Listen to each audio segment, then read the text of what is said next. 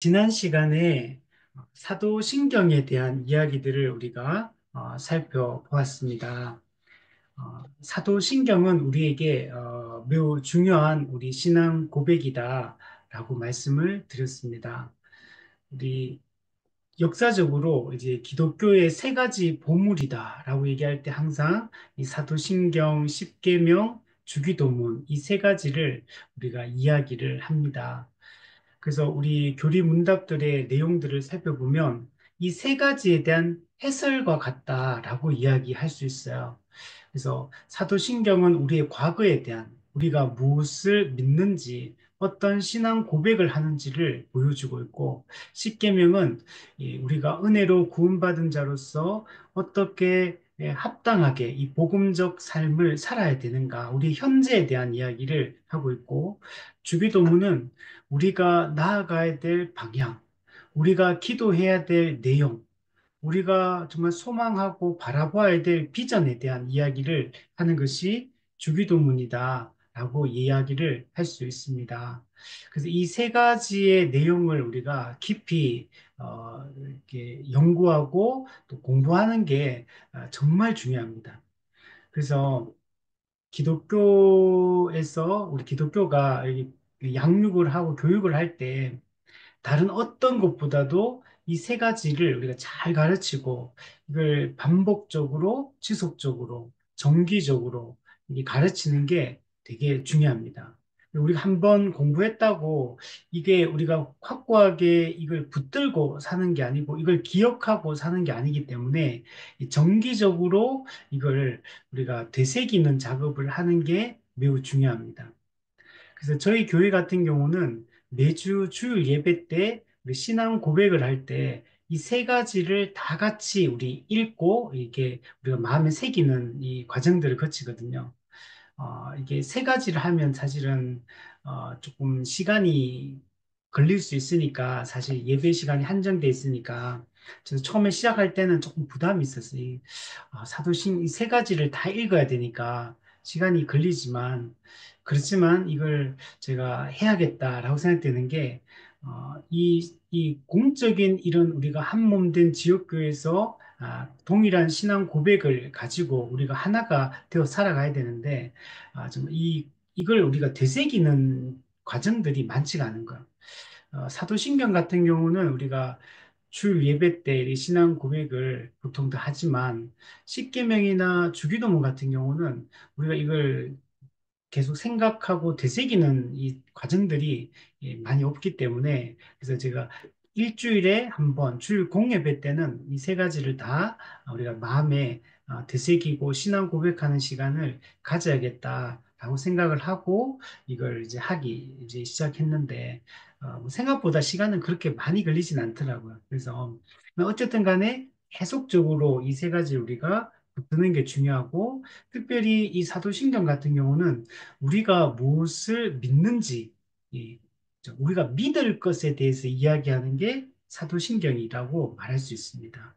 이 사도신경은 크게 보통 얘기할 때는 세 가지에 대해 얘기한다. 성부 하나님에 대하여, 성자 예수님에 대하여, 성령 하나님에 대하여 신앙 고백을 하고 있다. 이렇게 이야기를 할 수 있고, 이제 칼빈 같은 경우는 이걸 네 가지로 설명을 했습니다. 하나님과 예수님과 성령님과 교회에 대한 신앙 고백이다. 그래서 교회가 어떤 존재인지, 그리고 이 하나님이 베푸신, 교회에게 베푸신 그 은혜가 무엇인지, 이걸 이제 나누어서 이렇게 설명을 하고 있습니다. 그래서 이 교회는 삼위 하나님의 구원 사역의 결과로 탄생하게 된 거고, 그래서 이 교회가 어떤 존재인지에 대해까지 이 설명을 하고 있는 것을 볼 수 있습니다. 그래서 우리가 지난 시간에는 성부 하나님에 대한 이야기를 했습니다. 그 하나님의 이 사도신경에서 이 전능하사 천지를 만드신 하나님 아버지를 내가 믿사오며 이 사도신경은 네 번 믿사오며라는 말이 나오거든요. 네 번 믿는다는 신앙 고백을 합니다. 그래서 성부에 대해서, 성자에 대해서, 성령에 대해서 교회에 대하여 우리가 신앙 고백 믿습니다라고 이렇게 고백을 하는데 이 성부 하나님과 관련돼서 무엇을 믿는다고 하냐면 전능하사 천지를 만드신 하나님 아버지를 내가 믿는다. 이렇게 이야기합니다. 이 하나님에 대한 신앙 고백이 한 가지가 이렇게 등장하는데 여기에는 하나님의 인격과 사역의 핵심이 여기에 담겨 있습니다. 우리가 기본적으로 우리가 이 하나님을 어떤 분으로 우리가 인식하냐면 우리가 창조주로 인식을 하고 있는 겁니다. 하나님은 창조하신 분이다. 그리고 이 창조하신 이 분은 어떤 분이냐? 전능하신 분. 그래서 전능하사 천지를 만드신 분. 우리가 이런 분으로 하나님을 고백을 합니다. 그리고 이분은 우리의 또 아버지가 되신다라고 말씀합니다. 그러니까 전능하사 천지를 만드신 하나님이라고 얘기할 때는 여기에는 하나님의 초월성에 대한 이야기를 합니다. 창조주로서 하나님의 본래적 그 존재가 어떤 존재인지 그분이 얼마나 높고 위대하신 분이고 만물의 근원과 제1 원인이 되시는 분이라는 그런 사실을 강조를 합니다. 근데 반면에 그분이 그런데 우리의 아버지가 되신다. 이게 아버지라는 것은 이 내재성을 얘기합니다. 음, 전능하사 초월하신 그 하나님이 우리를 아시고 우리와 함께 하시고 우리의 삶에 개입하셔서 우리와 늘 동행하는 분이다. 우리를 지금도 여전히 통치하는 분이다. 이분은 전에도 계셨고, 이제도 계시고, 장차 계시는 분인데, 근데 이분이 우리 피조물인 나를 아신다는, 우리는 그냥 우리 나라는 존재는 작은 존재에 그냥 불과한데, 근데 하나님 우리의 모든 것을 살피시고 우리의 모든 순간에 함께 하시고 계시지 않은 곳이 없어요. 바다 끝에 거할지라도 그곳에 계시고 우리가 하늘 끝에 있더라도 하나님은 우리와 함께 하시고 계시지 않은 곳이 없는 그분. 근데 그분이 우리의 아버지다. 우리의 좋으신 아버지고 그분을 우리가 아버지라 부른다는 얘기는 우리는 그분의 자녀다. 그분이 우리를 아시고 우리는 그분을 아버지라 부르는 이런 관계다. 그분의 모든 것을 상속받는 하나님 나라의 유업을 이어받는 그런 아들로서의 그 신분을 우리에게 주셨다. 하나님을 우리는 이런 분으로 믿는다라고 얘기를 합니다. 그러니까 이 짧은 한 문장의 신앙 고백이지만 사실은 요 문장 안에는 많은 것들을 사실 내포하고 있어요. 지금 제가 얘기한 거는 아주 짧게 잠깐 얘기한 거고 이게 하나님의 존재, 이분의 본질, 이분의 속성, 하나님의 성품, 하나님의 사역 이 모든 것에 대해서 우리가 신앙 고백을 해야 된다라고 말할 수 있습니다. 그래서 우리가 지난 시간에는 이 성부 하나님에 대한 우리 신앙 고백에 대해서 우리가 살펴보았습니다. 그래서 이 내용들을 뭐 하나하나 이렇게 다 따지고 이렇게는 할 수 없지만 큰 틀에서 성부 하나님이 어떤 분이신지 그 핵심적인 이야기들을 우리에게 말씀해 주고 있습니다.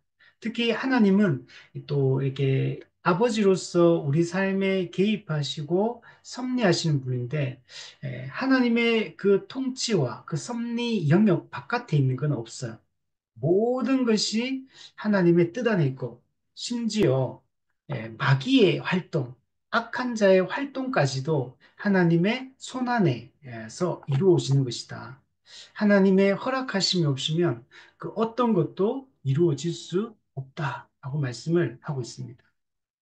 또 하나님이 이 통치는 일반적 통치를 이 세상 모든 사람에게 이렇게 하고 마귀에게조차도 일반적 통치를 하지만 하나님이 자기 백성에게는 이 특별한 통치를 하신다.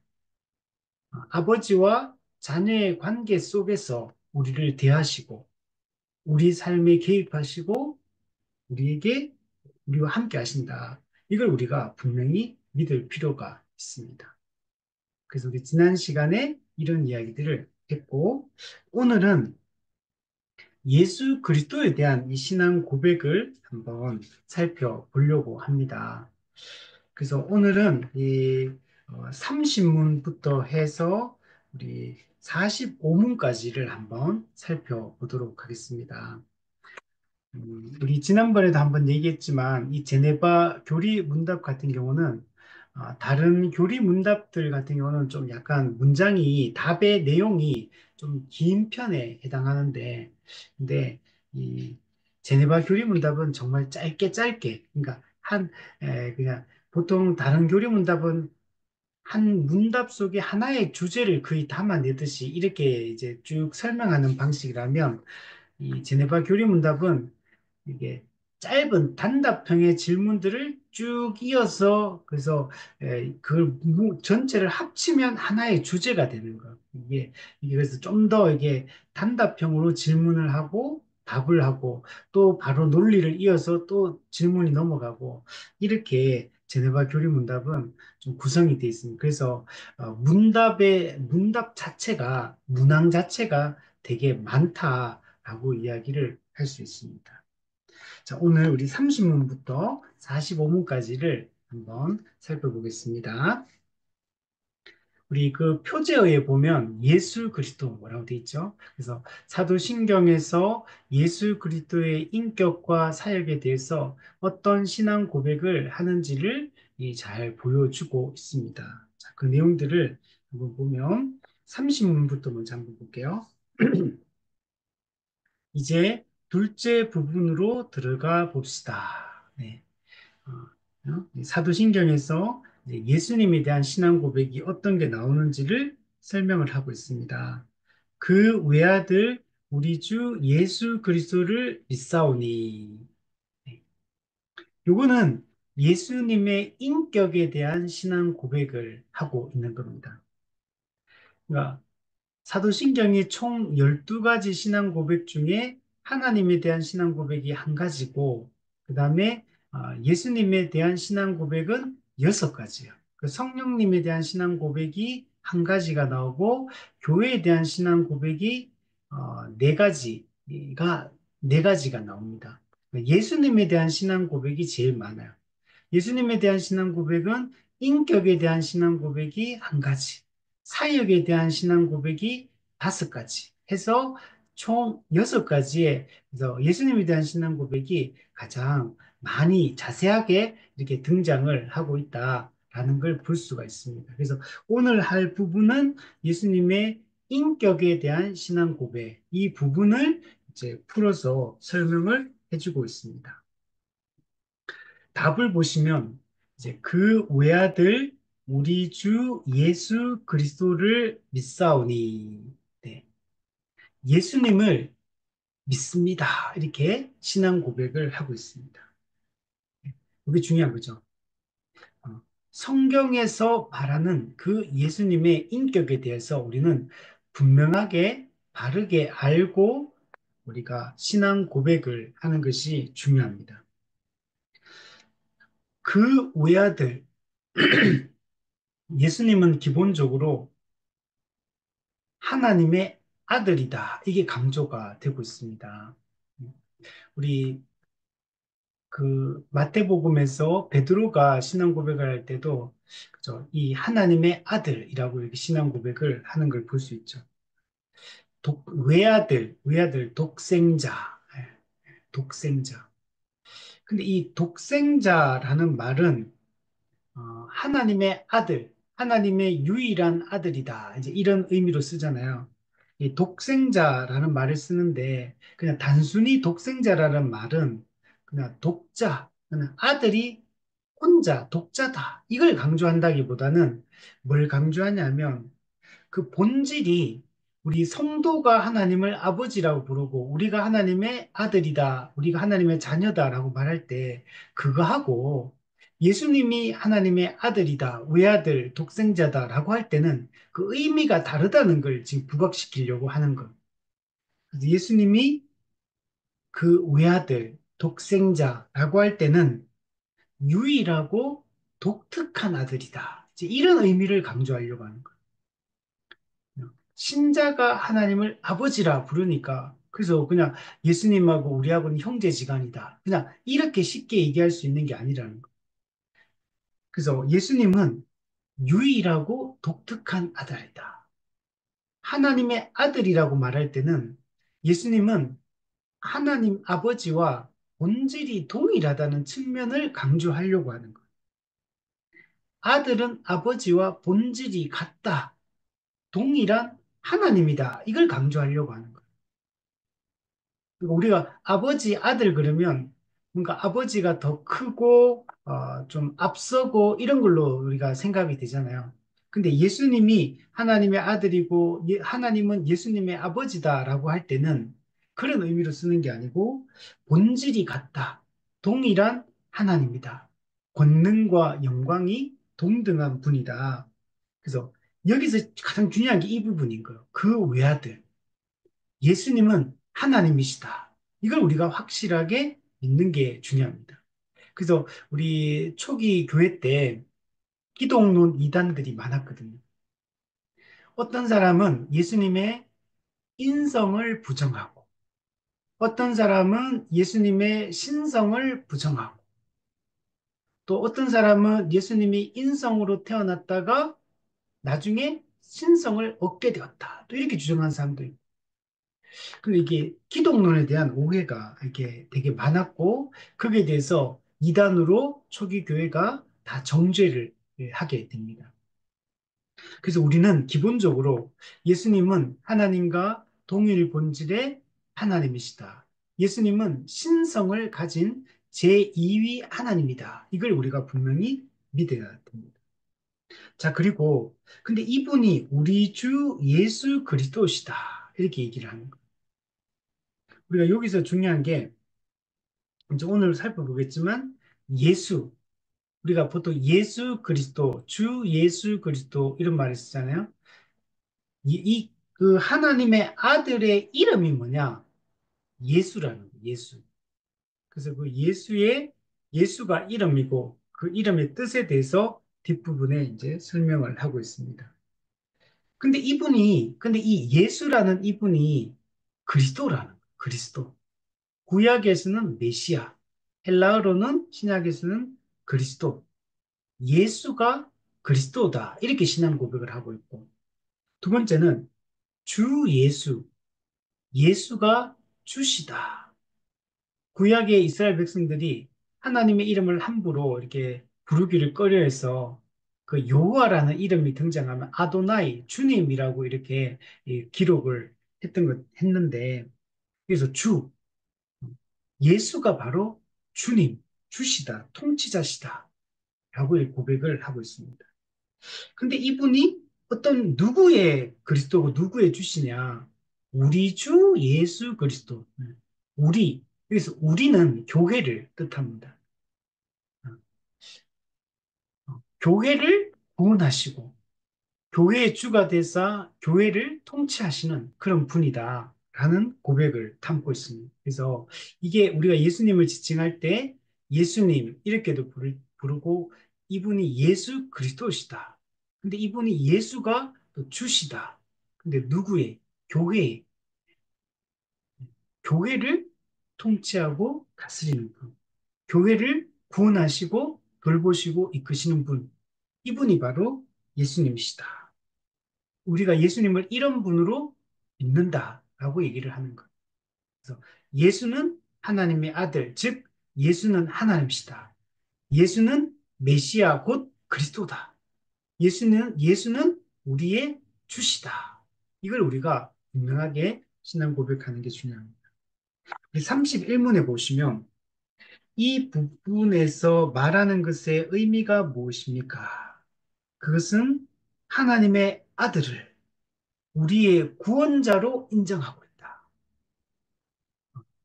이 땅에 인간의 몸을 입고 이 땅에 태어나신 이분이 원래 하나님의 아들이신데 이분이 죄인인 우리를 구원하는 구원자시다.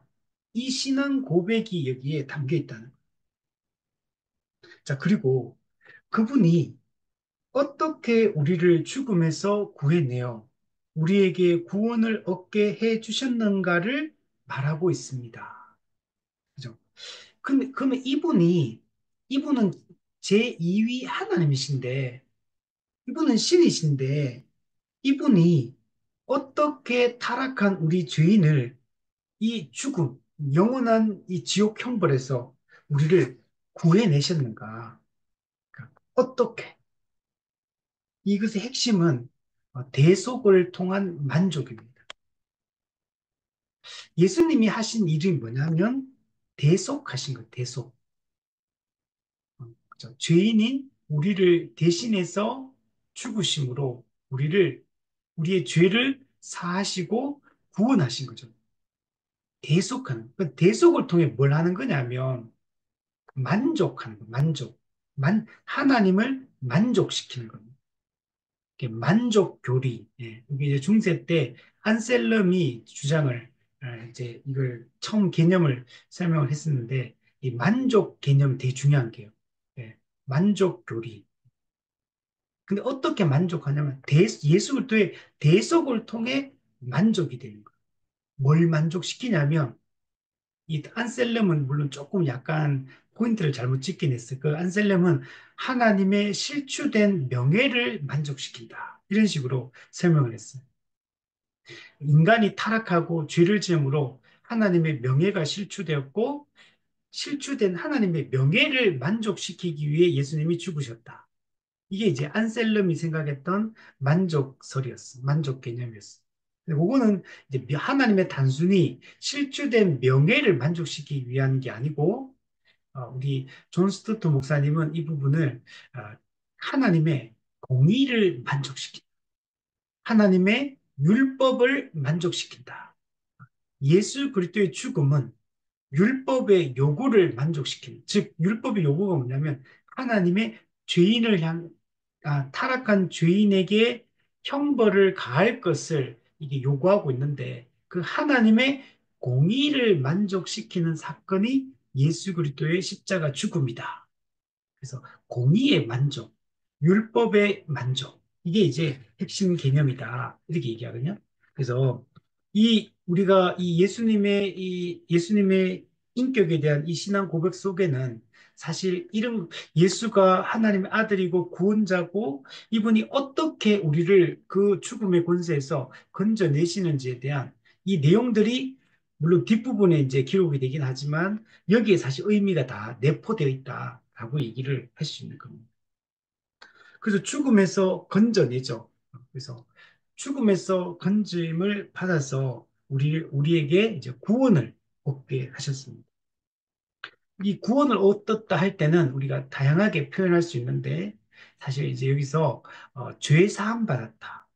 예수님이 죄 값을 지불했기 때문에 죄 사함 받았다. 또 그리스도가 율법의 요구를 성취하심으로, 즉 의를 성취하심으로 그 의를 우리에게 전가해 주셨다. 그래서 의롭다함을 얻게 되었다. 그래서 이게 우리가 어떤 구원을 설명하는 방식이죠. 죄 사함과 의롭다함을 우리가 얻게 되었다.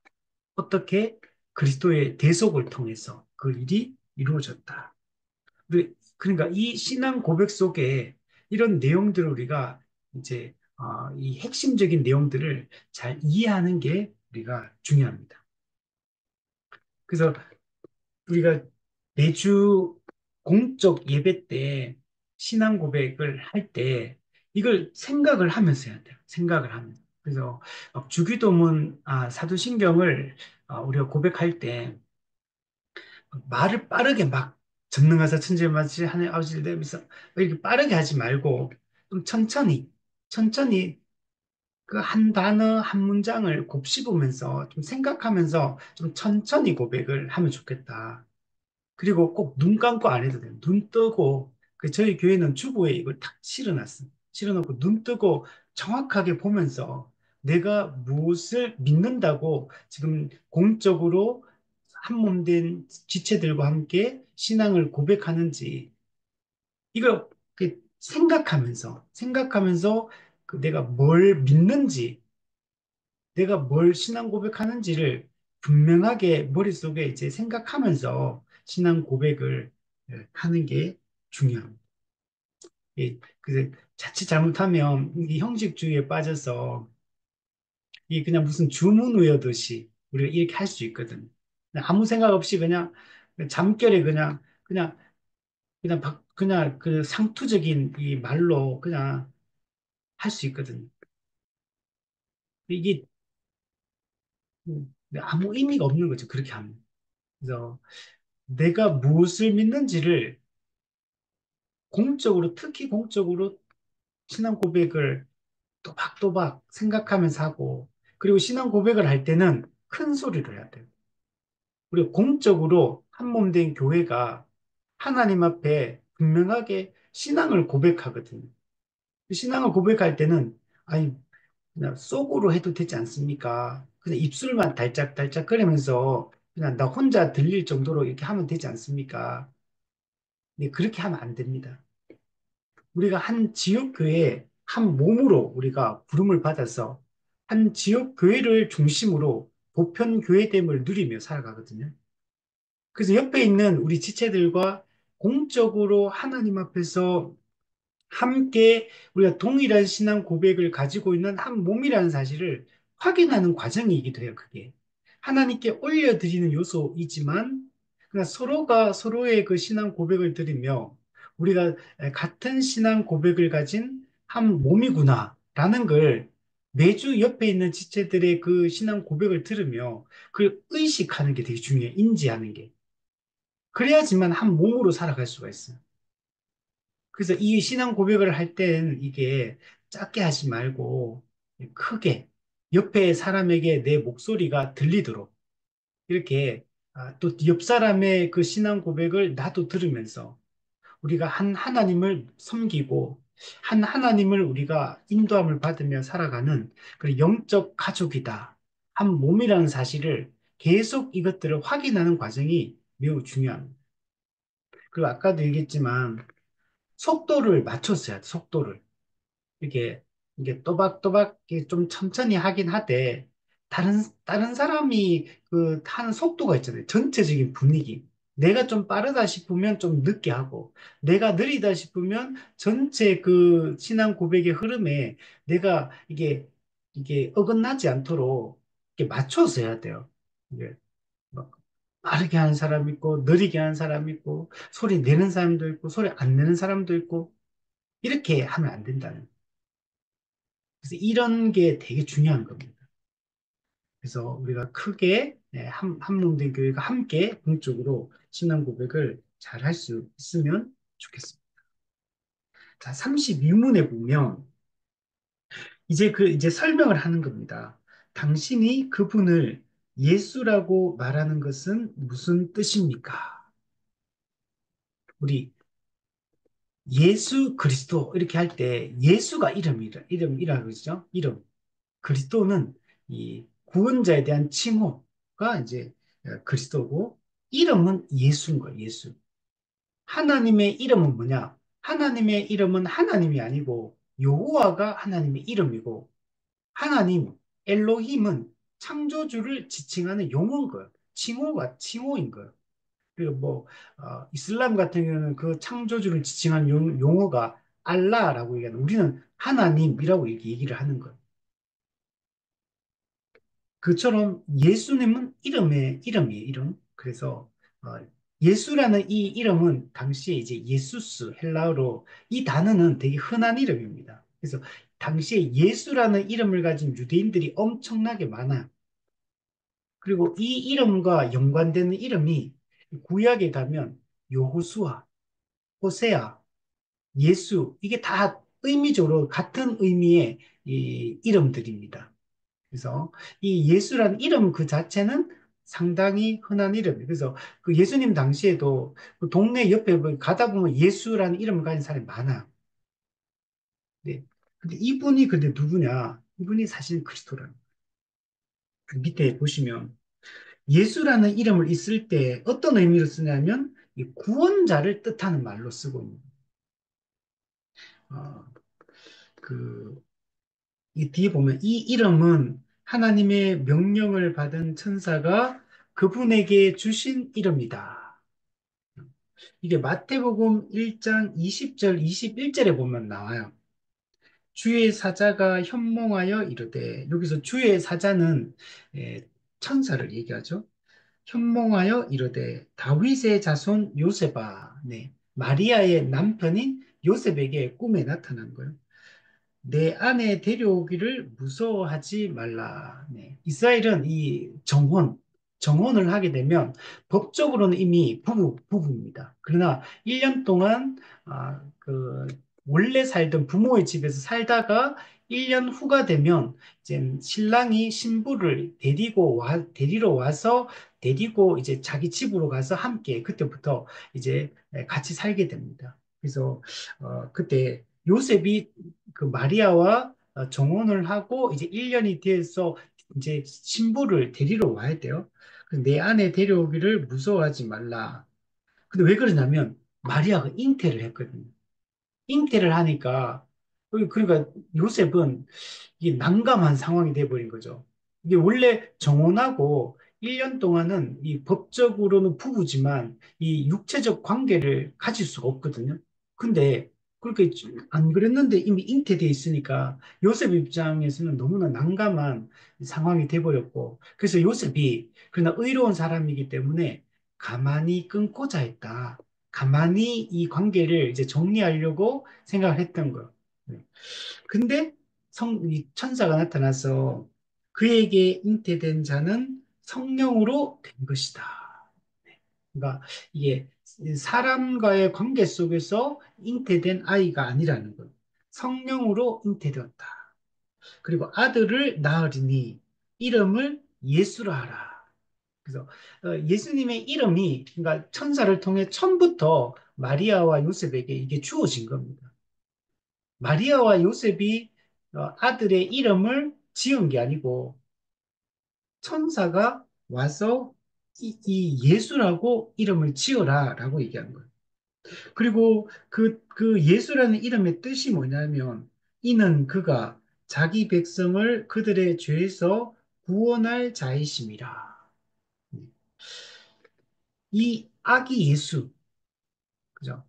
오직 그 동방 박사와 그 목자들만 이 아기 예수를 이제 알아보고 경배를 했는데 다른 사람 다 몰랐잖아요. 다 모르고 또 막 나중에 그 헤롯 대왕은 아기 예수를 죽이려고 하고 막 이렇게 하잖아요. 근데 이분이 원래는 그 누구냐면 자기 백성을 그들의 죄에서 구원할 자이신 거예요. 자기 백성이다 이런 말씀. 그러니까 이분이 왕이라는 얘기를 하는 거예요. 이 지금 말구유에서 태어난 이 구유에 태어난 이 아기 근데 이 아기가 원래 왕이신데 그 자기 백성이 있다는 자기 백성 그 자기 백성을 그들의 죄에서 구원할 자이시다. 그러니까 이 예수라는 이름은 구원자라는 의미를 담고 있는 거예요. 구원의 이름이 바로 예수다 라고 얘기를 할 수 있는 겁니다. 그러니까 그들의 자기 백성을 그들의 죄에서 구원할 자다. 네. 그러니까 여기서 자기 백성께서 모든 백성, 모든 인간을 구원할 자 이렇게 말하지 않고 자기 백성이라고 하죠. 그래서 하나님이 예수님께 맡기신 사람들이 있는 거예요. 에베소 1장에 창세전에 하나님이 그 기쁘신 뜻대로 예정한 자들, 선택한 자들이 있어요. 로마서 9장 에서는 미워하고 야곱은 사랑하였다. 그러니까 선택한 자가 있고 유기한 자가 있는 거 원래. 인간은 스스로 타락했는데 그 타락한 인간 중에 일부를 하나님이 주권적으로 선택해서 구원하고 스스로 타락한 나머지 일부를 그냥 내버려 두시기로 하나님 작정하신 거예요. 창세전에 그것도. 그래서 하나님은 누구를 위해서 이 땅에 오셨느냐? 자기 백성을 그들의 죄에서 구원하기 위하여 오신 거예요. 그러니까 구원받는 자는 자기 백성만 구원받는 거고, 자기 백성을 구원하기 위해 예수님은 성육신하시고 십자가에 죽으셨다라고 얘기하는 거예요. 그래서 이것을 우리 도르트 신조 우리 공부할 때 했던 것처럼 알미니안주의자들은 그죠? 보편 속죄, 예수님은 모든 인류를 구원하기 위하여 십자가에 죽으셨다. 그러나 그가 스스로 믿는 자만 구원받는다. 이게 보편 속죄예요. 다 구원받는다고 말하진 않지만 예수님의 죽음 그 자체는 모든 사람을 구원하기 위하여 죽으셨다. 그러나 믿으면 구원받고 안 믿으면 구원 못 받는다. 이제 이게 알미니안의 보편주의라면 우리 칼빈주의, 개혁주의에서 얘기하는 것은 예수님이 이 땅에 오셔서 십자가 못 박혀 죽으신 것은 창세전에 하나님이 택하신 자기 백성을 구원하기 위하여 십자가에 죽으셨다. 그리고 실제로 그들만 성령의 효력 있는 부르심에 의하여 믿음의 말씀에 반응해서 실제로 구원을 받게 됩니다. 우리 성경에 보면 영생에 들어가는 자가 있고 영벌에 들어가는 자가 구분되잖아요. 모든 사람이 구원받는다고 성경은 말하지 않아요. 그리고 실제 결과적으로도 그렇지만 예수님이 십자가에 못 박혀 죽는 행위 그 자체도 모든 사람, 누구든지 믿으면 구원받을 수 있게 하기 위한 목적. 그죠? 그러면 자기한테 달려 있는 거죠. 자기가 믿으면 자기가 선택하면 구원받는 거고 자기가 선택 안 하면 구원받는 이런 알미니안주의가 아니고 예수님의 죽음 자체가 택한 자기 백성을 구원하기 위하여 그들의 죄짐을 짊어지고 대속적 죽음을 죽으셨다. 이걸 우리 칼빈주의 교대 교리에서는 제한 속죄, 리미티드, 제한이 있는 거, 제한. 모든 사람을 위해 죽은 게 아니고 택한 자기 백성을 위하여 죽으신다. 제한 속죄를 얘기를 하고 있다는 겁니다. 이게 예수라는 이 이름, 천사를 통해 주어진 예수라는 이름의 뜻이다. 예수라는 이 이름을 주신 것 자체가 하나님께서 제2위 하나님을 성육신하게 하셔서 하시려고 하는 일이 무엇인가를, 그러니까 이름 속에 사역이 사실 담겨 있는 거예요. 이게 예수라는 이름이다. 라고 우리가 생각을 해야 된다는 거예요. 33문에 보면 이 말은 예수님이 이 이름을 사람들로부터 얻었다는 것보다 더 가치가 있다는 말입니까? 네, 확실히 그렇습니다. 자, 예수라는 이름이 사람으로부터 얻은 이름이 아니에요. 예수라는 이름이 그 마리아와 요셉, 부모에 의해서 만들어진 이름도 아니고, 또 아니면 주변에 마리아와 요셉이 뭐, 그 주변에 존경하는 예, 사람들로부터 이름을 받은 것도 아니라는 거예요. 예수라는 이름은 천사를 통해 전해진 거잖아요. 천사가 와서 아기가 태어날 텐데 이 아기는 성령으로 잉태되었고 태어나면 그 이름을 예수라 하라. 천사가 예수라는 이름을 알려주고 가르쳐줘서 그 부모가 천사로부터 그 이야기를 듣고 이 아기 예수가 태어났을 때 이름을 예수라고 이름을 지은 거예요.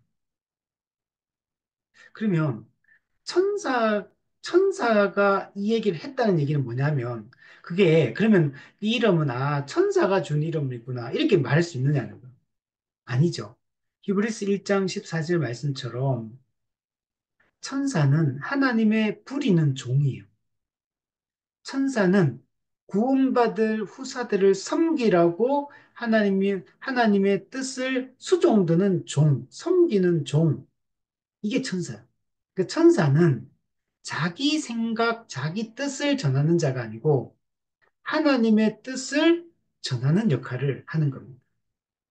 그러니까 천사가 이 이름을 마리아와 요셉에게 알려줬다는 얘기는 이 이름은 하나님이 주신 이름이다. 하나님이 이 예수님의 예수님의 그 삶의 본질이 무엇인가를 이 이름을 주심으로 알려주신 것. 그래서 답을 보시면 하나님께서는 예수님께서 이렇게 불리기를 원하셨기 때문에 실제로도 그대로 불려져야 합니다. 네. 하나님께서 원하셨던 것. 하나님이 예수님을 이 땅에 보내실 때 하나님이 예수님을 통해서 하시려고 하는 그 일을 이 이름 속에 담아 주신 겁니다. 하나님은 예수님을 죄인의 중보자, 죄인을 구원하기 위한 중보자로 예수 그리스도를 택정하셨다. 그래서 예수님이 이 그 아기가 이 이름으로 불리기를 원하셨다. 아기가 이 이름에 걸맞는 사명을 감당하도록 하나님이 세우셨다라고 얘기를 하는 겁니다. 그래서 이 예수님이 우리의 중보자, 구원자로 이 세워진 것을 다른 교리문답에는 뭐라고 표현하냐면 하나님께서 예수님을 구원자로 택정하셨다. 택정하셨다. 택하셨다. 이렇게 말해요. 언제? 하나님이 예수님을 구원자로 언제 택하시느냐?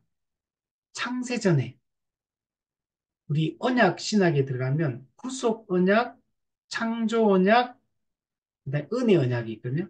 구속 언약, 행위 언약, 창조 언약, 그리고 은혜 언약. 그래서 구속 언약이 뭐냐면 이거는 천지를 창조하기 이전에 삼위 하나님 간의 구속, 구원에 대한 협약을 즉 쉽게 하면 삼위 하나님 간의 의논을 하시고 일어날 모든 일을 창세전에 하나님, 삼위 하나님이 다 협의했어요, 협의. 그래서 그걸 우리가 이제 구속 언약이다 또는 구속 협의다, 구속 협약이다. 이건 우리 인간하고 상관없어. 우리 태어나기도 이 지상, 이 우주가 만들어지기도 전에 삼위 하나님 간에 이루어진 거거든요. 그때 그 삼위 하나님의 구속 협의 가운데 예수님이 타락한 인류를 구원할 그리고 이 세상을 타락한 세상 전체를 회복할 그 중보자 구원자로서 예수님을 그때 택정하신 거예요.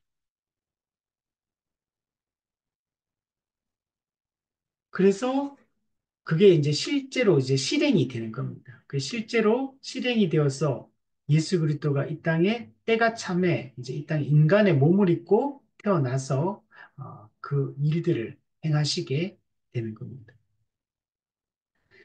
자, 34문에 보면 그 다음에 나오는 그리스도란 말의 의미는 무엇입니까? 우리가 이제 하나님의 아들이시다. 그분의 이름이 뭐냐? 예수다. 예수는 어떤 이름이냐? 구원자라는 이름이다. 이제 그런 얘기를 했다면, 근데 우리 신앙 고백에 우리 주 예수 그리스도를 믿는다. 근데 이 예수가 어떤 분이냐? 그리스도다. 이 예수가 구약에 예언된 바로 그 메시아다. 라고 얘기합니다. 제가 구약 성경을 이제 지난주에 통독을 다 끝냈는데, 구약 성경 읽으면서 제가 이번에 통독을 하면서 진짜 느낀 게 구약에는 예수 그리스도에 대한 내용을 가득 차 있구나라는 걸 제가 이번에 성경 통독하면서 진짜 많이 느꼈어요. 제가 못 보던 것들도, 와, 이게 전부 예수님에 대한 얘기구나, 이게 전부. 그런 구절이 우리가 아는 몇 개의 그냥 이 메시아 예언 구절에만 담겨 있는 줄 알았는데, 그게 아니고, 곳곳에 그런 내용들, 선지서에 가면 그런 게 막 너무 많은 거예요. 너무 막 성경 전체, 구약 성경 전체적으로, 야, 정말 이 메시아의 오심, 예수 그리스도가 오셔서 행하실 일에 대해서 무궁무진하게 기록되어 있구나. 그래서 그 구약의 그 이스라엘 사람들은 그 메시아를 이 대망할 수밖에 없는 거예요. 메시아를 기다리고. 왜냐하면 메시아가 오시면 모든 악이 심판을 받아요. 하나님의 공의가 완전하게 실현될 거라고 구약 성경에서 끊임없이 얘기해요. 그리고 메시아가 오시면 하나님의 백성들에 대한 이 구원이 이루어지게 될 것이다. 이 고통 속에 있고 흩어지고 있던 모든 자를 다시 불러 모아서 하나님을 섬기게 할 것이고 하나님을 경외하는 자기 백성에게 하나님이 참된 안식을 제공해 주겠다. 자기 백성으로 구성된 영원한 나라를 만드시겠다. 그게 구약에 그게 곳곳에 담겨 있어요. 그래서 그래서 그 이 구약의 이스라엘 사람들은 소망이 그거밖에 없는 거예요. 늘 압제당하고 박해받고 늘 막 쫓겨다니고 이런 삶이었기 때문에 그래서 그들에게 참된 소망 하나님이 이제 장차 메시아가 오실 것이고 메시아가 의롭고 진실하고 공의로우시고 이런 메시아가 통치하는 영원한 나라가 세워지게 될 거다. 그분은 아브라함의 자손일 것이고 그분은 다윗의 자손으로 오실 것이고 유다 지파의 뿌리로 오실 것이다. 그리고 이새의 줄기에서 나올 것이다. 그러면서 그 메시아가 오시면 그러니까 모든 게 한 방에 다 해결이 돼요. 모든 문제, 모든 죄악, 모든 고통. 그 메시아가 오시면 모든 게 해결될 거라고 구약 성경에 이렇게 기록이 되어 있거든요. 그러니까 그 늘 압제 가운데 살고 있던 이스라엘 민족 입장에서는 메시아를 기다릴 수밖에 없죠. 그게 계속적으로 이어져 내려오거든요. 메시아가 오시면 모든 것이 새로워지고 회복되고 메시아가 의로우신 메시아가 통치하는 영원한 세상이 만들어진다. 이 기대를 가지고 살았거든요. 그토록 기다리던 그 메시아, 그 그리스도 모든 것을 모든 악을 심판하시고 의를 성취하실 그분, 하나님 나라를 완성하시고 하나님 나라의 참된 안식을 제공하실 그분, 그분이 바로 메시아, 그분이 바로 그리스도라는. 근데 그 그리스도, 그 메시아가 누구에게 지금 그 호칭이 붙냐면 그 나사렛 사람, 그 예수, 목수의 아들 그 예수,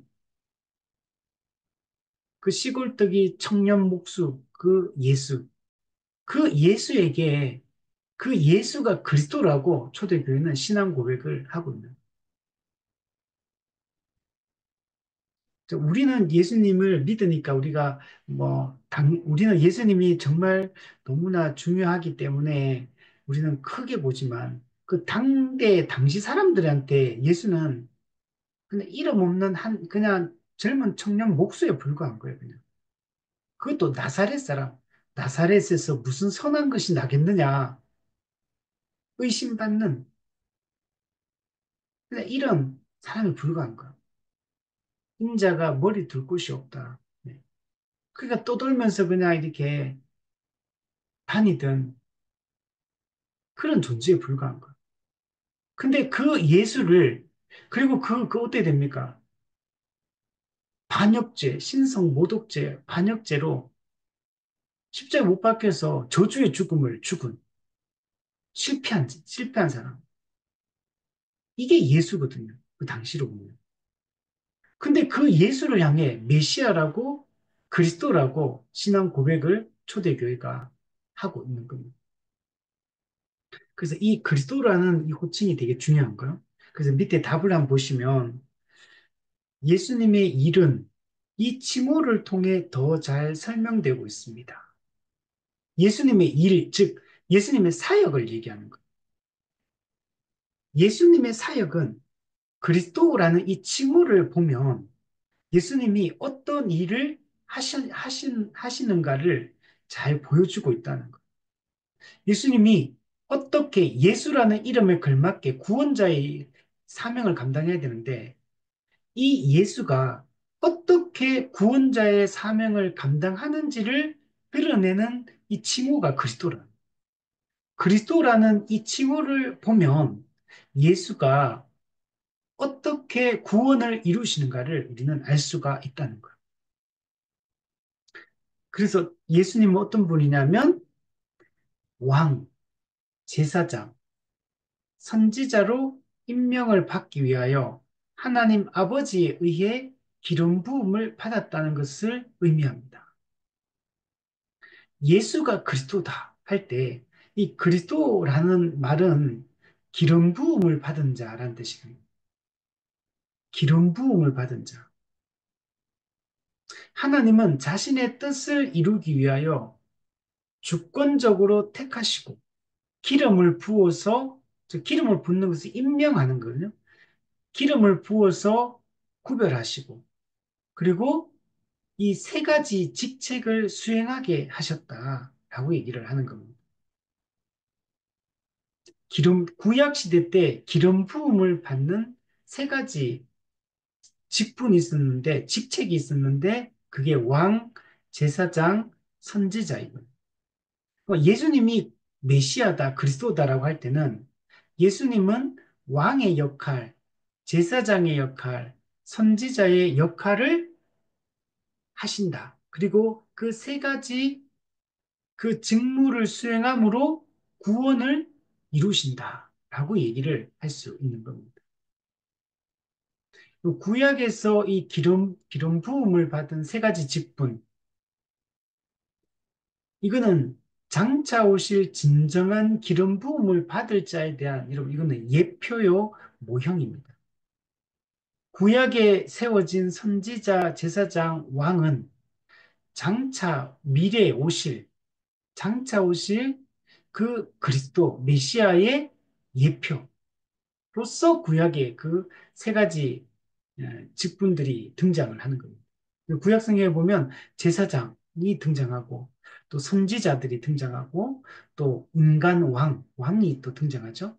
그래서 이 세 가지 기름 부음을 받은 자들이 당시에 하나님의 뜻을 수행을 했거든요. 근데 이 세 가지 직무를 이제 누가 하느냐? 참된 그 메시아이신 예수 그리스도가 바로 이 일을 수행하셨다라고 지금 얘기를 하는 겁니다. 그리고 그리스도 기름 부음을 받은 자잖아요. 막 누가 기름을 부었느냐? 사람이 기름을 부은 게 아니라 하나님 아버지께서 기름을 부으셨다. 즉 예수님이 그 나사렛 예수가 정말 이 기름을 부어서 특별하게 구별되어서 구원자의 사명을 감당하는데 누가 임명했느냐? 하나님 아버지가 기름을 부어서 구원자로 임명하셨다라고 말하고 있습니다. 그래서 예수님의 출처는 하나님이신 거예요.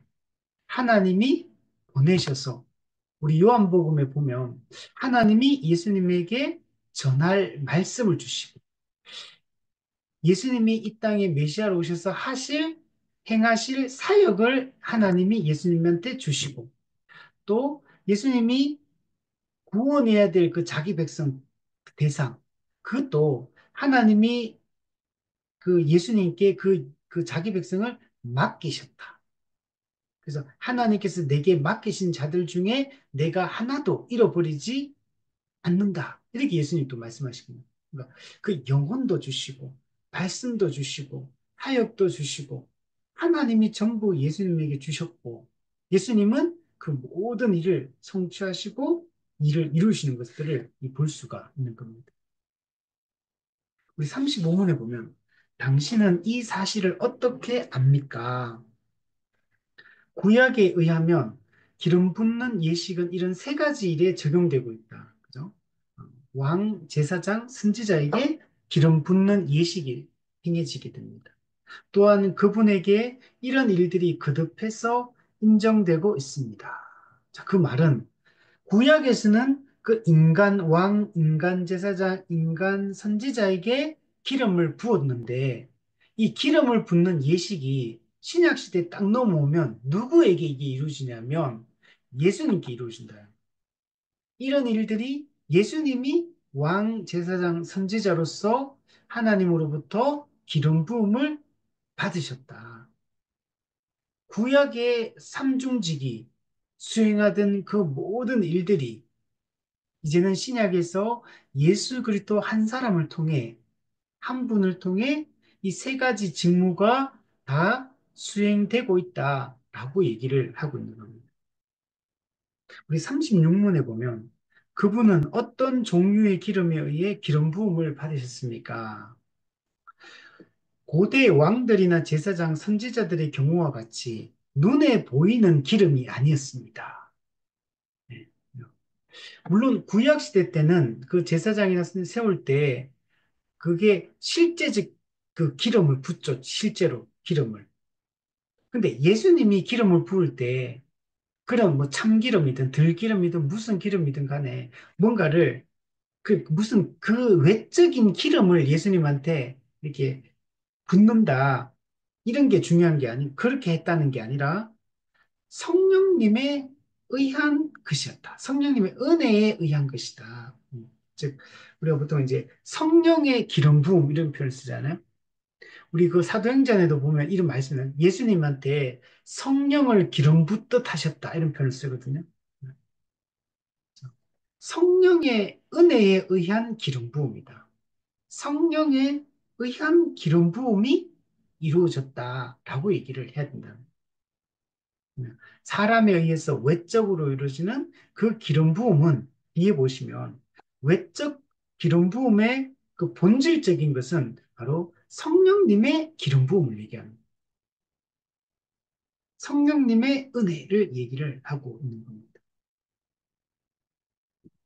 37문에 보면 자, 그리고 이제 설명을 하는 거예요. 왕직, 제사장직, 선지자직에 대한 이야기를 이제 39문까지 하고 있습니다. 자, 37문에 그리스도가 통치하는 왕국은 어떤 형태입니까? 자, 이건 예수님의 왕직에 대한 설명을 하려고 하는 겁니다. 그죠? 예수님은 어, 다윗의 후손으로 오십니다. 이새의 줄기에서 나온다 그랬고요. 그래서 다윗의 후손으로 근데 그 사무엘하 7장의 다윗 언약에 보면 영원한 왕권에 대한 약속을 하십니다. 영원한 왕권, 영원한 나라에 대한 약속을 하시는데 바로 이 사무엘하 7장의 다윗 언약, 다윗의 후손으로 오실 그 메시아에 의하여 영원한 나라가 세워지고 영원한 통치가 이루어지게 될 것에 대한 이 약속이, 이 언약이 누구에게서 성취되냐면 예수 그리스도에게서 성취가 되는 겁니다. 예수 그리스도는 만왕의 왕이 되시고 만주의 주가 되십니다. 근데 예수님의 이 통치는 지금 어떻게 이루어지냐면 영적인 거예요, 영적인 거. 실제적으로 예수님이 지금 이 땅에서 대한민국이 있고 미국이 있고 하나님 나라가 있고 이런 게 아니라는 거예요. 200 몇 개 나라 중에 하나님 나라. 그 하나님 나라의 왕은 예수님. 그죠? 그러면 유엔 총회도 예수님이 참석해야 돼요. 뭐 그렇게 하는 게 아니라는 거예요. 예수님의 통치는 어느 지역에 매이는 게 아니고, 그죠? 어떤 데 제한되는 게 아니라 외적인 게 아니에요. 예수님의 이 통치는 영적인 통치입니다. 지금 영적인 통치로 임하고 있어요. 지금 하나님의 나라가 예수님의 십자가 사역을 통해 임했는데 하나님 나라가 그 하나님 나라 지금 눈에 어디 보이냐? 어디 있느냐 도대체?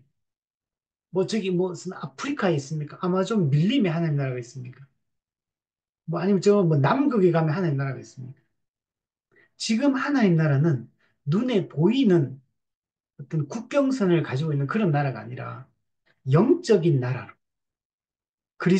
그리스도께서 말씀과 성령을 통해 통치하시는 것을 통해 영적인 나라로 이 땅에 존재하고 있는 거예요. 아, 하나님 나라 보여주면 나도 믿겠다. 네. 우리가 그 직접 보여줄 수는 없지만 그게 교회를 통해 하나님 나라 통치가 하나님 나라가 이 땅에 존재한다는 사실이 가시적으로 각연적으로 교회를 통해 현시되고 있는 거예요. 손에 잡히게 만져주게 할 수는 없어요. 그러나 하나 예수 그리스도를 왕으로 인정하고 그분의 통치를 받는 백성이 존재해요. 그게 교회인 거예요. 그러면 교회가 하나님 나라냐? 교회가 하나님 나라는 아닙니다. 아직 교회도 완성되지 않았고, 교회 하나님의 백성도 완성되지 않았고, 하나님 나라도 완성이 안 됐어요. 그래서 교회가 하나님 나라는 아니지만, 교회가 하나님 나라를 보여주는 역할, 드러내주는 역할을 현재 하고 있고, 그 영적인 나라, 그리스도의 영적인 통치가, 그 그리스도의 영적인 왕적 통치가 실제로 존재하고 있다는 사실이 그의 백성인 교회가 그분의 말씀에 순종하여 그분을 왕으로 인정하고 살아가는 걸 통해 이 땅에 가시적으로 이런 드러나고 있는 겁니다. 이 그리스도가 통치하는 왕국, 이 그리스도의 나라 또는 성경 하나님 나라, 이 나라는 의와 생명을 지니고 있는 말씀과 성령으로 이루어져 있습니다. 네. 네. 그리스도는 지금 어떻게 통치하느냐? 말씀과 그 말씀을 통해 역사하시는 성령님을 통하여 지금 역사하고 있는 말씀과 성령을 통한 그리스도의 왕적 통치가 현재 이루어지고 있고 그리스도의 왕적 통치의 특징은 뭐냐면 의와 생명, 의와 생명. 이 세상 마귀의 통치는 이 불의, 죽음 이런 게 그 특징이라면 그리스도의 통치의 특징은 의와 생명인 겁니다. 의가 지배하는 나라, 생명이 영적 생명이 지배하는 세상. 이게 하나님 나라인 겁니다. 이거는 오직 이 그리스도의 왕적 통치는 이 특별 통치예요. 특별 통치. 관계의 회복을 통해 그 왕과 백성으로서의 관계가 형성될 때만 이루어지는 통치를 말하는 거예요. 그래서 이거 누구에게만 이루어질 수밖에 없냐면 참으로 믿는 자, 참으로 믿고 거듭난 자에게만 그리스도의 통치가 이루어지게 됩니다. 거듭나지 않은 사람에게는 그리스도의 통치가 이루어지지 않아요. 아니요, 저는 교회를 가는데, 저 예배를 드리는, 저는 말씀을 읽는데요. 아니, 그걸 종교 생활을 한다고 그리스도 통치가 이루어지지 않아요. 왜냐하면 아직 관계 형성이 안 됐어요. 그리스도가 거듭나지 않은 사람의 왕이 아니에요. 그는 그리스도의 통치에 말씀에 순종하는 자도 아니고, 그의 백성도 아니에요. 오히려 진노 아래에 있는 그런 존재에 불과한 거예요. 자, 우리 37문을 우리 한번 보면, 38문을 보면, 딱 좀, 그래서 그리스도의 통치는 또 그 교회를 보호하고 또 공의를 시행하고 정말 세상을 주관하면서 하나님의 나라를 이 땅에서 실현하고 또 재림을 통해 그 나라를 이 땅에 완전히 실현하시게 여러분 될 겁니다. 그래서 우리가 주기도문에서도 하나님의 뜻이 하늘에서 이루어진 것처럼 땅에서도 이루어지기를 원하나이다 이렇게 하잖아요. 그래서 하나님의 뜻이 하늘에서 이루어진 것처럼 이 땅에도 이루어지기를 우리는 기도해야 돼요. 이 땅에서 그 하나님 뜻이 그 나라가 임하옵시며도 나라가 임하시오며 나라가 임하는 것도 이 땅에 현재 이 땅에 임해야 돼요. 이 땅에 현재 성취가 돼, 이 땅에서부터. 그리고 재림을 통해 그 통치가 그 완성이 되야 됩니다. 그 뜻이 완전히 이 땅에서도 이루어지도록 해야 돼요. 그래서 우선 우리가 이미 이곳에서 현재 지금 이곳에서 그 나라를 누리고 그 나라가 구현되어지도록 해야 되고 그 누구를 통해 이루어지냐면 교회를 통해 이루어져요. 참된 복음을 가진 교회, 참된 복음을 통해 한 몸으로 말씀에 순종하며 거룩하게 살아가는 것을 통해 이 땅에 하나님 나라가 구현이 되게 되는 겁니다. 우리 38문에 보면 그리스도는 또한 제사장 직무를 수행을 하시게 됩니다. 하나님의 뜻에 맞는 제사, 희생을 드림으로써 하나님의 은혜와 사랑을 우리는 얻게 되고 또 하나님의 진노를 막기 위하여 하나님 앞에 나아가는 직분이자 권한이 제사장직. 예수님이 이 제사장직을 수행을 하십니다. 이 그리스도의 제사장직의 핵심은 율법의 요구에 따라 하나님의 진노를 담당하는 겁니다. 죄인이 담당해야 될 하나님의 진노, 하나님의 저주, 하나님의 심판, 이걸 예수가 인류의 대표가 되셔서 우리 대신 그 하나님의 진노를, 저주를 받으셔야 하나님의 그 공의로운 심판을 예수 그리스도가 받으셔야 합니다. 예수님은 완전한 제물이시면서 예수님은 완전한 대제사장이기도 합니다. 예수님은 희생제물, 화목제물, 대속제물, 속죄제물로서 하나님의 진노, 하나님의 저주를 받으셔서 십자가에 못 박혀 죽으신 것. 나무에 달린 자마다 저주를 받은 것이다. 이게 예수님이 제사장으로서 하시는 가장 중요한 제사장직의 직무입니다. 근데 이분은 제물이기도 하면서 또한 대제사장이시기도 하세요. 인간 대제사장이 구약에 이스라엘 백성 전체, 자기 죄와 이스라엘 백성 전체의 죄를 짊어지고 하나님 앞에 제사장 직무를 수행했던 것처럼 예수님은 죄가 없는 분임에도 불구하고 우리의 죄를 짊어지고 그 속죄, 희생 제사를 드리게 됩니다. 그래서 예수님은 멜기세덱의 반차를 따르는 영원한 대제사장이시며 이분은 우리를 위한 화목 제물이 되신 분이십니다. 이분은 단번에 십자가에 못 박혀 죽으심으로 영원한 이 속죄를 이루십니다. 예수 그리스도의 이 형벌 대속적 죽음을 통해 하나님의 진노는 제거되고 우리는 하나님 앞에 담대히 나아갈 수 있게 된 겁니다. 이게 예수님의 그리스도의 제사장 직무다라고 얘기할 수 있습니다. 39문에 보면 당신은 어떤 의미에서 예수 그리스도를 선지자라고 부릅니까? 왜냐하면 그분은 이 세상에 왔을 때, 이 세상에 왔다는 얘기는 예수 성육신 하셨다 하는 거죠.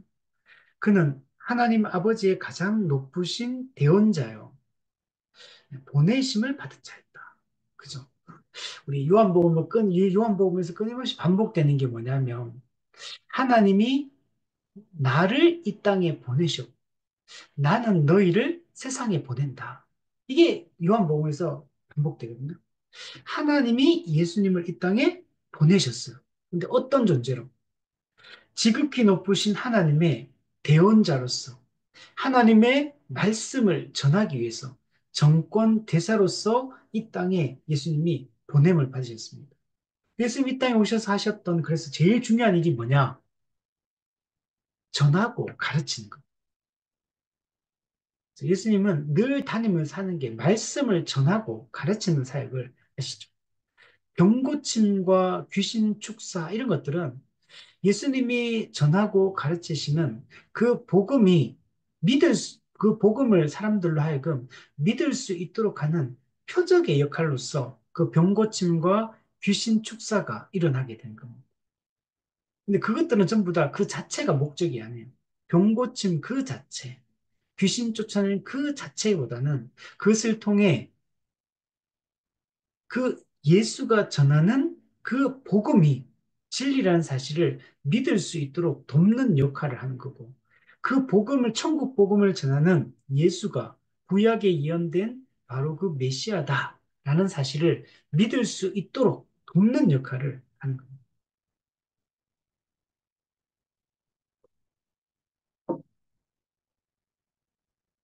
이제 또한 하나님의 뜻을 세상에 분명히 밝혀 주셨으며, 그리고 모든 예언들과 계시를 완성시키셨기 때문입니다. 그죠? 예수님은 하나님의 뜻을 세상에 전하셨습니다. 예수님을 통해서만 우리는 천국 복음을 우리는 들을 수가 있습니다. 예수님은 구약에 예언된 모든 그 예언들, 그 모든 계시를 완성시키는 분이고 그 예언의 성취로서 예수님이 이 땅에 오셨습니다. 예수님이 하신 모든 말씀은 하나님 아버지로부터 받은 말씀이고 그리고 예수님은 하나님으로부터 받았던 그 모든 말씀을 한 말씀도 빼놓지 않고 우리에게 다 전하셨다, 가르치셨다 라고 말씀하고 있습니다. 자, 그러니까 이제 정리해 보면 예수님은 기름 부음 받은 자, 메시아 그리스도이신데 이 예수님은 하나님의 의의 임명을 받았고, 그리고 구약에서 이 기름 부음 받은 자들이 하던 그 직무를 이제 예수 그리스도가 다 수행하셨다. 예수님은 제사장으로서 영원한 대제사장이시며 또 영원한 제물로서 우리를 위해서 화목제물로 속죄를 드리셨고, 선지자로서 우리에게 천국 복음을 전하고 가르쳐 주시고 구약의 예언을 성취하셨고, 그리스도는 왕이 되셔서 그분은 죄와 죽음의 권세를 이기고 만왕의 왕이 되셔서 하나님이 의와 생명으로 자기 백성이 교회를 통치하시고 하나님의 나라를 완성해 가신다. 이게 그리스도가 이 땅에 오셔서 하시는 일이다, 사역이다. 우리는 이런 분으로 예수님을 이해를 해야 된다는 거예요. 예수님 외에 참된 왕은 있을 수 없습니다. 예수님 외에 다른 제사장은 필요치 않습니다. 예수님 외에 참된 복음을 전하는 선지자는 없습니다. 우리는 오직 예수 그리스도의 그 가르침과 그 사역과 그 통치에 순종하는 것이 우리가 예수를 그리스도라고 인정하고 그리스도의 왕되심을 인정하며 살아가는 삶이 될 수가 있는 겁니다. 그래서 우리는 예수의 이 삼중직, 그리스도의 기름 부음 받은 자로서 예수가 행하신 이 삼중직의 의미를 잘 이해하고 이 삼중직을 통해 우리의 구원이 이루어졌다는 걸 우리가 믿어야 돼요. 우리 사신문에 보면 이러한 사실들이 당신에게 어떤 유익이 있습니까? 네. 모든 것이 우리를 유익하게 하기 위한 것입니다. 예수가 이 땅에 성육신 하시고 이런 삼중직을 수행하시고 하셨던 이 모든 일은 죄인인 우리를 구원하기 위한 우리의 유익을 위하여 예수님은 낮고 천한 모습으로 이 땅에 오셔서 그 빌립보스 2장의 말씀처럼 하나님과 동등됨을 취하지 아니하시고 자기를 낮추시고 자기를 비우시고 죽기까지 복종하신 그 목적이 뭐냐? 우리를 유익하게 하기 위해서, 우리를 구원하기 위하여, 우리를 하나님과 영원한 하나님과 화목하게 하기 위하여 이 모든 일들을 하셨다. 그리고 이 모든 일은 하나님의 뜻 가운데 다 이루어진 일이다. 하나님의 영원하신 구원 계획 속에서 이 모든 일들이 진행되고 있다. 이렇게 우리가 알아야 돼. 뒤에 보면 왜냐하면 예수 그리스도의 이 세상에 이 새 직분의 은혜를 받은 것은 우리로 하여금 이 은사들에 참여하도록 하기 위한 것이기 때문입니다. 이 은사들에 참여한다. 이 은혜에 참여하기 위해서 이 영원한 기업의 영광을 우리도 얻게 하고 그것을 누리게 하기 위하여 우리로 하여금 그 마귀의 권세 아래 영원한 지옥 형벌에 들어가서 그렇게 사는 것이 아니라 하나님이 선하신 그 하나님이 통치하시는 그 나라의 영원한 복락을 그 안식을 누리게 하기 위하여 그 나라를 상속받게 하기 위하여 예수 그리스도께서 이 삼중직을 수행하셨다. 즉 우리가 그분의 충만함으로부터 모든 것을 받도록 하기 위함입니다. 그죠? 우리를 이 그리스도의 삼중직 때문에 우리는 그리스도와 연합하게 돼요. 우리는 그리스도의 모든 것을 받아 누려요. 그리스도의 충만함을 우리는 받아 누릴 수 있는 그런 존재가 되게 된 겁니다. 여러분, 이미 그리스도와 연합한 자들은 그리스도의 모든 것을 상속받아요. 그리스도의 모든 그 은혜에 참여하게 됩니다. 이걸 에베소서 1장에서는 하늘에 속한 모든 신령한 복을 우리가 이미 다 받았다라고 표현을 하고 있습니다. 41문에 보면 좀 더 자세히 설명해 보십시오. 네, 예수 그리스도께서 모든 은사들과 함께 성령을 충만히 받으신 것은 하나님께서 적절하다고 생각하시는 정도에 따라 이것들을 각 사람에게 나눠주시기 위함.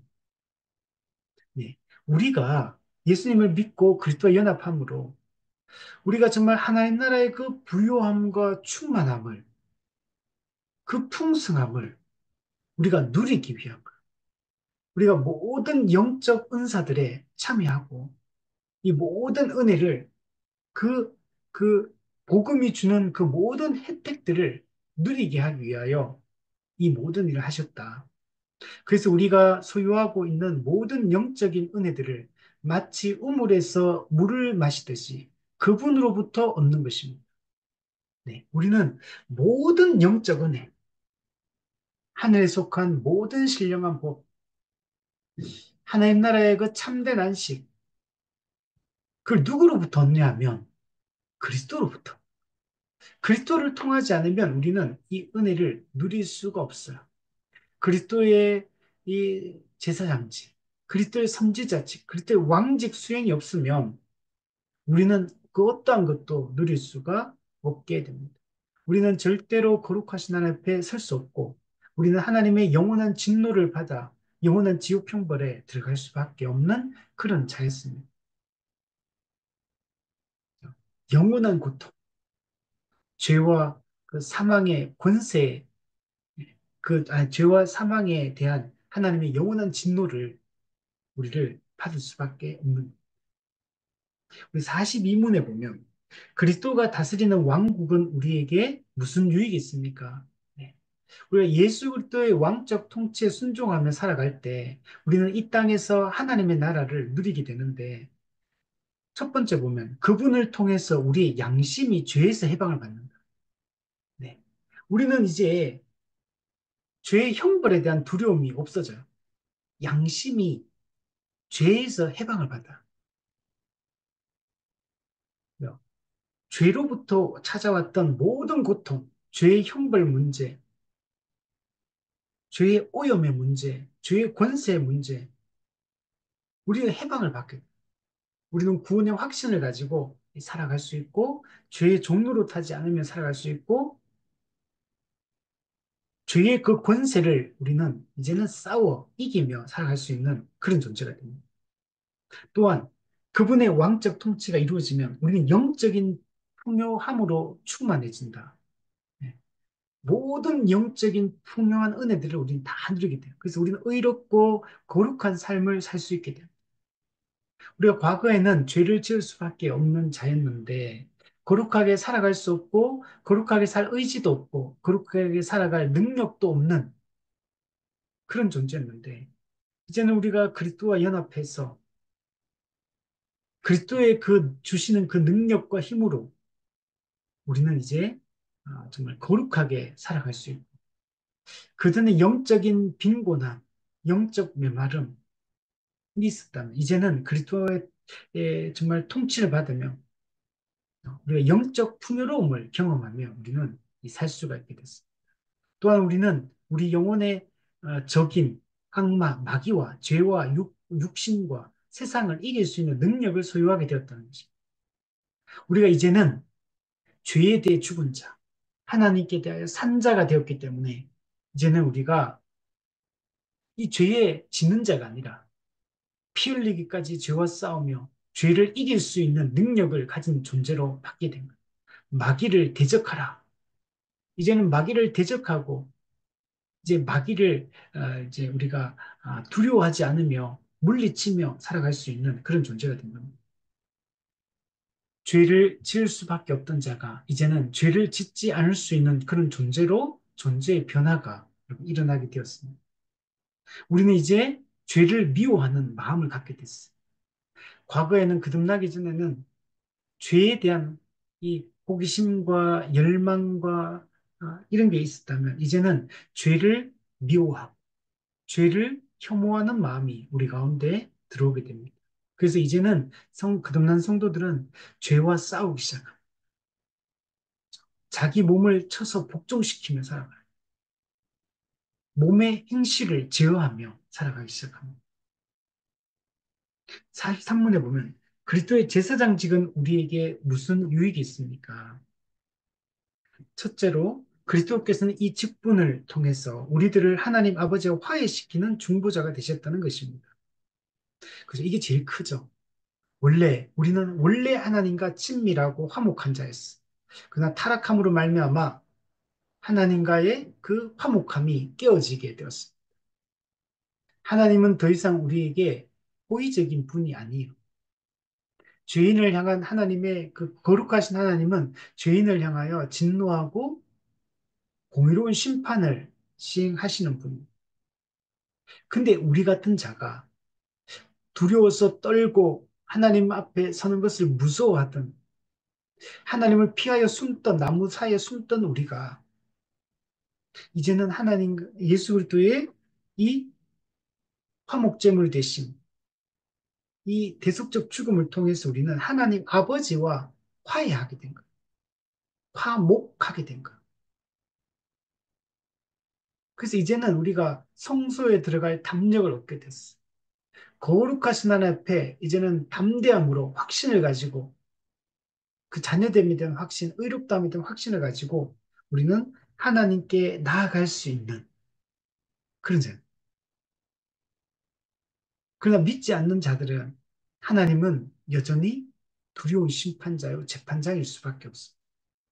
둘째로, 그리스도의 제사장 직분을 통해서 우리는 하나님 앞에 나아가 우리 자신으로부터 나오는 모든 것과 함께 우리 자신을 하나님께 제물로 바칠 수 있는 길을 얻게 되었다는 것입니다. 네. 여러분, 예수님이 화목제물이 되시니까 이제도 우리도 신자들도 이제는 하나님께 우리 자신을 영원한 산 제물로 이제 드릴 수 있게 된 거예요. 그죠? 예수님은 희생제물, 화목제물이 되셨어요. 근데 성경에 보면 신약의 교회도 이 교회도 우리 자신을 산 제물로 살아있는 제물로 하나님께 이제 드리며 살아야 된다. 드릴 수 있는 자가 되었고 그런 삶을 살아야 된다라고 얘기를 하거든요. 이게 우리한테 우리가 받은 엄청난 은혜인 겁니다. 그런데 여기서 예수님의 제물 되심과 우리가 산 제물이 되는 것은 의미가 달라요. 예수님의 제물 되심은 화목제물, 하나님의 죄에 대한 하나님의 진노를 담당하기 위한 희생 제물의 성격을 가지고 있다면 대속 제물의 성격을 가지고 있다면 예수님을 믿고 그리스도와 연합함으로 우리가 하나님께 우리 자신을 제물로 드린다고 할 때 이 제물은 그런 죄에 대한 형벌을 받는 제물을 얘기하는 게 아니라 우리가 드리는 산 제물은 구원받은 하나님의 은혜에 감격해서 그 하나님을 인정하고 그분의 말씀에 순종하여 거룩하게 살아가는 이 거룩한 삶의 예배를 산 제물로 드린다라고 얘기하는 거예요. 그러니까, 그죠? 제물로 드린다는 말은 똑같은 말 같지만 전혀 다른 성격의 말이다. 그래서 이제는 이게 엄청 은혜요. 원래 우리는 하나님을 알지도 못했고, 하나님의 뜻에 순종할 능력도 없고, 하나님을 예배할 마음도 없고, 의지도 없던 자였어요. 그리고 실제로 우리는 타락한 죄의 정욕을 따라, 자기 욕망을 따라 살아가던 자지, 자기 육체의 욕심을 끊고, 죄의 정욕을 끊고, 성령이 주는 거룩한 열망을 따라서 이제는 거룩하게 살아가려고 하는 이런 존재로 바뀌게 된 거는 놀라운 은혜를 받았다. 죄인은 그런 존재가 아니거든요. 근데 우리에게는 그런 은혜가 임했고, 이제는 우리가 거룩한 산 제물로, 이제는 말씀에 순종하여 거룩의 열매를 맺으며 살아가는 그런 존재로 되었다는 것은 그리스도의 제사장직이 주는 우리의 유익이라고 할 수 있는 거예요. 때문에 우리는 이 그리스도의 제사장직에 참여하고 있는 유익을 얻게 된 것입니다. 여러분, 그리스도의 삼중직은 그리스도만 수행하신 게 아니에요. 예수 그리스도가 선지자, 왕, 제사장으로서 이 직무를 수행하셨잖아요. 이제 예수님을 믿고 그리스도와 연합한 교회도 이제 교회가 이 삼중직을 수행하며 우리가 살아가는 겁니다. 그리스도와 연합했기 때문에 그리스도의 말씀을 우리도 하고 그리스도와 연합했기 때문에 그리스도가 행하시던 정말 그 복음 전파의 사역, 그 그리스도의 통치의 사역, 그리고 자기 자신을 산재물로 드리는 이 사역을 우리도 하는 겁니다. 그리고 우리가 이제 뭘 합니까? 우리가 선지자직을 교회가 어떻게 합니까? 세상에 복음을 전파하고 복음을 가르쳐요. 이게 교회가 세상을 향하여 이 선지자 직무를 수행하는 겁니다. 우리가 왕직, 그리스도가 영원한 왕으로서 통치하시는데 우리도 똑같아요. 말씀과 성령의 은혜를 덧입어서 우리가 말씀에 순종함으로 이 통치의 사역을 이어가는 거예요, 교회가. 그리스도의 왕직, 그리스도가 교회를 세상을 통치하듯이 교회도 그리스도의 그 왕권을 위임받아서 우리가 그분의 말씀을 가지고 말씀으로 통치하고 다스리는 이런 사명을 교회도 감당하고 있는 거예요. 그래서 그리스도의 삼중직이 그리스도 연합한 교회도 거기에 동참한다. 근데 아까도 이제 제사장직은 우리의 의미가 예수님과 우리는 의미가 다르다라고 얘기를 했죠. 자, 44문에 보면 그리스도 선지자직은 우리에게 무슨 유익이 있습니까? 이 직분이 주 예수님께 주어진 것은 그분이 당신의 백성들의 주와 교사가 되기 위해서입니다. 그죠? 우리 예수님이 이 땅에 오지 않았다면 우리는 복음을 들을 수가 없습니다. 예수님이 천국 복음을 가르쳐 주지 않았다면 우리는 진리를 알지 못했을 것입니다. 이 모든 일이 그리스도의 이 선지자직 그것 때문에 우리가 얻게 되는 유익입니다. 그 목적은 아버지와 아버지의 진리에 대한 참된 지식을 우리에게 가르쳐 주심으로써 우리로 하여금 하나님의 집의 학생들이 되게 하시려고 하는 것입니다. 우리는 그리스도로부터 이 천국 복음을 여러분 듣게 된 겁니다. 우리는 이 복음의 진리를 붙잡고 살아갈 수 있게 됐어요. 그리고 그리스도의 이 선지자직이 직무를 수행하지 않았다면 현재 우리가 이 교리 문답을 통해서 보게 되는 이 진리들을 우리는 알 수가 없게 되는 겁니다. 그래서 우리는 열심히 그리스도의 이 가르침을 우리는 받아들여야 돼요. 이 그리스도의 가르침은 누구를 통해 이어지냐면 사도들을 통해 이어져요. 그래서 이 사도적 가르침, 이게 잘 전수되는 게 중요합니다. 변질됨이 없이 전수돼야 돼요. 왜냐하면 사도적 가르침들이 점점 갈수록 이게 왜곡이 되고 이단이 나오고 막 이렇게 되거든요. 그래서 우리는 참된 가르침이 잘 이어지도록 해야 돼요. 그럼 초대 교회를 보시면 사도 요한이 마지막으로 AD 한 100년쯤 이렇게 죽고 그리고 속사도 그다음 교부 이렇게 올 때 좀 괜찮았거든요. 근데 초기 한 200년, 300년부터 이상한 주장들, 이단적인 주장들이 많이 나오기 시작합니다. 앞서 얘기했던 삼위일체론, 뭐 기독론, 뭐 성령론 이런 이단들이 많이 나와요. 그만큼 이 복음이 예수님, 사도 불과 얼마 안 지났는데 막 이단적 주장들이 막 나오기 시작하는 거예요. 그래서 초대교회가 교회 공의회를 열어서 이런 자들을 이단으로 정죄하고 참된 진리가 무엇인지를 정립하고 그게 오늘 우리한테까지 내려오는 거예요.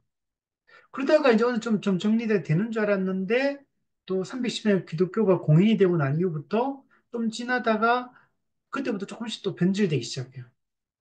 그래, 어거스틴이라는 이런 인물을 통해 또 약간 또 다시 또 회복이 되는가 했는데 그 중세 천년 동안 이 중세 로마 가톨릭이 이 거짓된 복음을 변질시키고 교리를 변질시켜서 이 거짓에 물들게 한 거예요. 근데 그 사도적 가르침을 다시 물려받는 이 종교개혁자들에 의해서 다시 이 진리가 선포되기 시작하고 정통주의 때 이것이 체계화되고 이런 교리들이 정립이 되고 그, 그게 우리까지 내려온 거예요. 근데 그 이후에도 또 시대가 점점점 갈수록 변질이 됩니다. 그래서 현재 우리가 이 사도적 가르침, 역사적 기독교가 신앙 고백했던 이 사도신경의 신앙 고백이 일치하는 이런 사도적 가르침, 이게 교회 4대 속성 중에 사도성인 거예요. 이걸 견고하게 붙잡고 있는 교회가 많지 않은 겁니다. 지금 교회라 이름하는 곳은 많지만, 그러나 이 정말 이 사도적 가르침, 사도성에 그래서 교회 4대 속성, 거룩성, 통일성, 보편성, 사도성, 이 4대 속성이 선명하게 드러나는 이 참된 교회가 많지 않은 겁니다. 그래서 우리가 이 진리들을 확고하게 붙잡는 게 너무 중요하고, 그러니까 우리 우선은 내가 이걸 알아야 돼요. 내가 이걸 알기 위해서는 어떻게 해야 되느냐? 개인이 막 찾아다닙니까? 개인이 막 돌아다니면서 막 배우러 다니고 이렇게 하는 게 아니라 교회가 그 일을 해야 돼요. 지역교회가. 지역교회 그 일을 하라고 목사를 세워준 거거든요. 지역교회가 목회자가 정말 중요한 역할이에요. 정말 복음이 변질됨이 없이 풍성하고 선명하게 정확하게 진리가 전달될 수 있도록 해야 되고, 그렇게 하기 위해서는 목회자는 늘 공부하는 사람이어야 돼요. 신학자가 돼요, 신학자. 목회자가 목사 신학자가 되지 않으면 이 진리를 정확하게 전달할 수가 없어요. 계속 거짓된 가르침들을 가르치게 되고, 그러면 성도들은 영적인 그 빈곤함에 허덕이게 되는 거고, 진리를 분별하지 못하고, 이렇게 되는 거죠. 자, 마지막 45문에 보면, 그러면 당신이 결론 짓는 것은 결국 이 그리스도라는 칭호가 하나님께서 당신의 아들에게 주신 이 세 가지 직분들을 포함하고 있는데 그 목적은 이 직분들의 열매와 능력을 당신의 백성들에게 전달해 주시기 위함이라고 말하는 것입니까? 그렇습니다. 이 그리스도라는 칭호는 이 세 가지 직분을 포함하고 있어요. 이 직무를 포함하고 있고, 그래서 목적은 이 직분이 성취한 열매와 능력을 하나님의 백성들, 예수님의 자기 백성들에게 전달해 주기 위해서 그, 그, 그 혜택, 그 유익을 실제적으로 하나님의 택한 백성들이 누리게 하기 위해서. 그래서 정말 죄사함과 의롭다함을 받고 하나님과 화목하게 되고 그리스도의 통치와 보호를 받으며 그리스도의 다스림을 받으며 하나님 나라의 안식을 누리며 이 땅을 살아갈 수 있도록 하기 위하여 그리스도께서 이 삼중직을 수행하셨다. 이렇게 이야기를 할 수 있습니다. 그래서 우리가 이 그리스도께서 왜 예수님이 유일한 구원자고 왜 예수님이 유일한 중보자라고 하는지 그분이 어떤 일을 하셨는지 그분의 하신 일의 결과가 어떤 것인지 그리고 그 결과를 우리가 어떻게 누리는지 이런 것들을 우리가 풍성하게 우리가 알아갔으면 좋겠습니다.